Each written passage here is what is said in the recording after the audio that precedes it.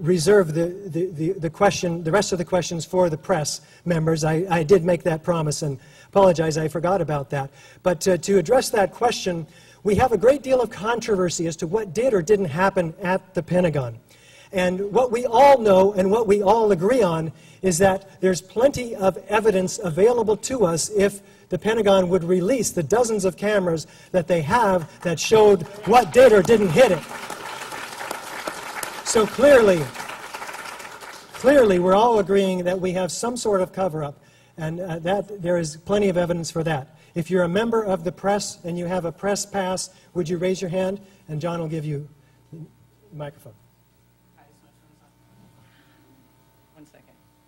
Hi, my question is, as someone who's been on the front lines, as well as many of my other colleagues who were called nuts in the past, in terms of pushing the government to open up things and stop the lies, what do I do with their burnout? Like, we were on the front lines for the first few years, and then I noticed a lot of people got burnt out. So when I'm trying to talk to my colleagues who've been on the front lines for a long time, they've moved on and are on to other causes like, the right to marry, or, the economy, other things that are going on. How do I re-motivate them as to, understand that, to keep the fire burning under this investigation?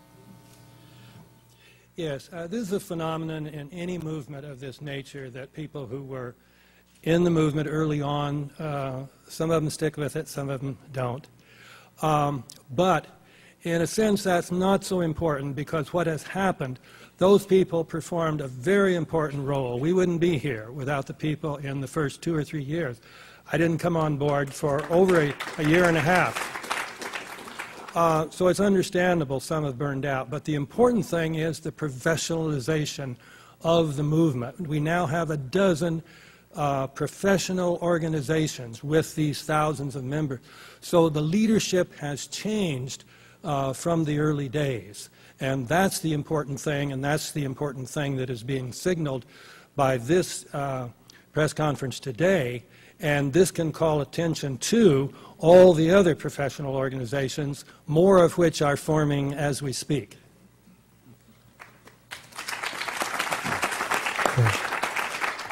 Richard, could you go over the timeline for the grand jury investigation that you talked about just at the end with a little more specifics? The question is, could I go over the timeline of the grand jury investigation? We don't have those details together. We're raising funds to hire attorneys to do exactly that, and we're asking for your support at ae911truth.org. There is a chip-in. You can click right there and support this effort if you believe what we're doing. So I appreciate your detailed question, and I don't have a detailed answer for you at this time. Is there another question from members of the press? From a small town, West Marin County.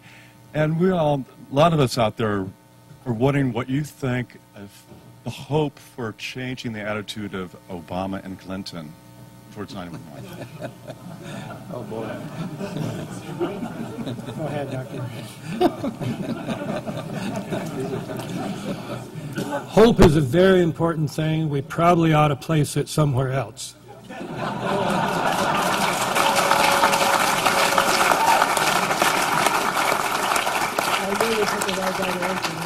That said, we should not give up. They are in leadership positions.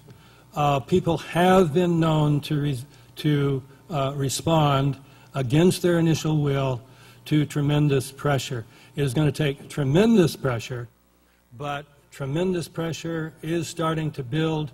You've seen the reports these last couple of weeks about the change of the media around the world towards 9/11 truth. It has not yet changed in the United States, but it is changing everywhere else. It'll be increasingly difficult for the U.S. press to withstand this.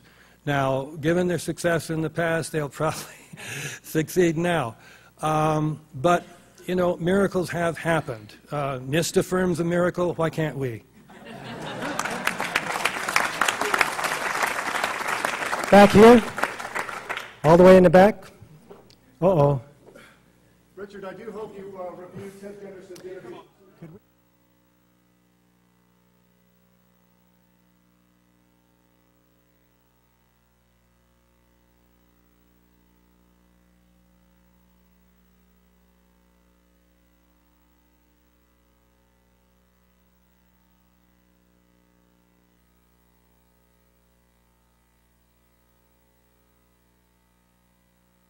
Question is for David.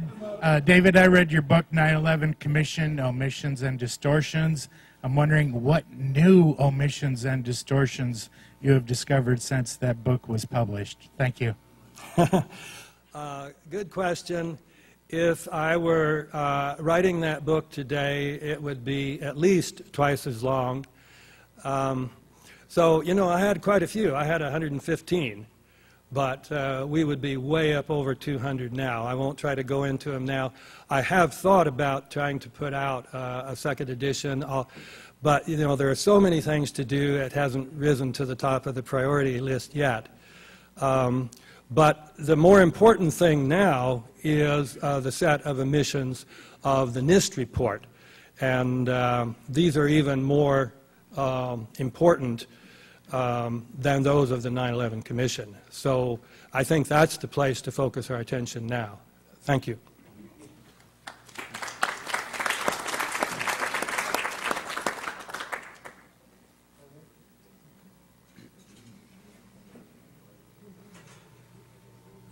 Hi, George Gabori, San Francisco Tesla Society. Regarding the unexploded thermite particles, is anyone looking at the health effects of what could have occurred to the cleanup workers that were unmasked at Ground Zero who might have been breathing these in? The question has to do with the health effects of breathing these nanothermitic materials into the lungs. I don't know, that's beyond my expertise as a physicist. You're talking about the health effects. It has been discussed, but I don't know of anyone who's looked into it. Certainly the dust itself was very hazardous because it was highly alkaline. That was noticed early on. Denied, incidentally, by the EPA and their official press releases in the days following 9/11. Even though scientists were saying the dust was dangerous, EPA was changing that, and we found out from the Nikki Tinsley, the EPA investigator, that in fact the White House had reviewed the EPA statements. The EPA initially was cautioning people about the dust. The White House changed that to reassurances. Most unfortunately, now there are thousands, approaching, I understand, 15,000 people who inhaled this dust and in effect swallowed the lies of the government. I mean, I don't know how else to put it. And certainly these people need more than just our sympathy. They need our help. This dust was very hazardous. I understand that some of the health benefits have been denied these people recently and continue to be denied. And Eric will speak to that. Yeah, there's a group called the Feel Good Foundation that's helping take care of the sick and dying from their exposures. We're getting to the point now where we're going to surpass the number that were actually killed that day, in both civilians and firefighters that are going to die from it. So as far as the particles, no, I don't think there's been any study on those individually, but there are so many toxic gases. You know, we called it the toxic soup there, and we've seen so many firefighters already dying from it. And I think it's about 40,000, they say, that were exposed, and 40% of them already have lung problems from it. So it's definitely an issue, and I'm sure having that type of chemical in your, breathing that in, just like the asbestos, we're not going to see the effects, the full effects, for a few more years, and then we're going to see just massive numbers of people dying. So. One more footnote. With regard to the asbestos, a story had appeared in the Boston Globe 2 days before FEMA was ordered by the White House to put out its report saying the air is safe to breathe. The story in the Boston Globe had made very clear the air was not safe to breathe. This was deliberate murder.